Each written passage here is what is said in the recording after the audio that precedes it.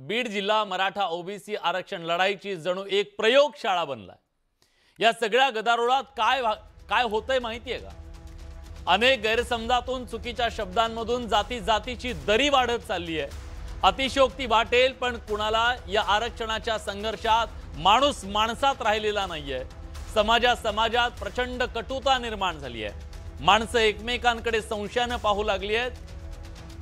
हे ऐकीव नाहीये, ही वस्तुस्थिती आहे। दोन्ही बाजूला अशी अनेक माणसं आहेत जी विनाकारण या सगळ्यामध्ये होरपळतायत, भरडली जात आहेत। यात शेतकरी आहेत, व्यापारी आहेत, नोकरदार आहेत, पत्रकार आहेत, राजकीय नेते मंडळी सुद्धा होरपळून निघतायत। एवढंच काय, शाळेतली नकळती पोरं सुद्धा जातीच्या विखाराचे बळी ठरतायत।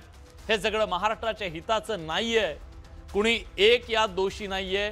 दोन्ही बाजूनी शब्दाचा जो मारा सुरू आहे त्यातून ही दरी वाढत चालली आहे। याचं भान सगळ्यांनी बाळगणं गरजेचं आहे। या सगळ्यात कुणाचं नेतृत्व उभं राहत असेल, कुणाला राजकीय फायदा होत असेल, कुणाचे स्कोर सेट होत असतील, पण सामान्य माणूस मात्र गोंधळून गेलाय।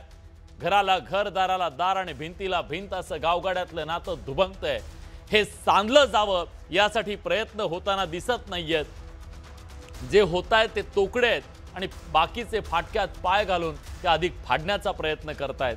हे अतिशय दुर्दैवी आहे। सामान्य माणसाला या सगळ्याचा अक्षरशः उभं आलाय, पण तो बोलू शकत नाहीये, ही परिस्थिती आहे।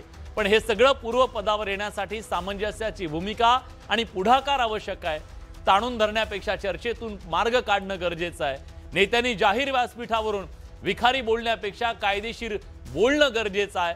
अनेकांना हा माझा भाबडेपणा वाटू शकतो कदाचित, पण हे वेळीच थांबलं नाही तर हा विखार या महाराष्ट्रातला एका विचित्र वळणावर जाऊ शकतो। याचा सगळ्यांनी विचार करणं गरजेचं आहे। मराठा समाज आरक्षण मिळवण्यासाठी आणि ओबीसी समाज आरक्षण टिकवण्यासाठी रस्त्यावर लढतोय, पण ही लढाई न्यायालयीन आहे। त्यामुळे गेली काही दिवस महाराष्ट्रात आरक्षणाचा जो सगळा लढा आणि धगधगतोय त्या सगळ्यामध्ये 2 सप्टेंबरच्या त्या GR नंतर एक प्रकारचं राजकारण सुरू झालेलं आहे।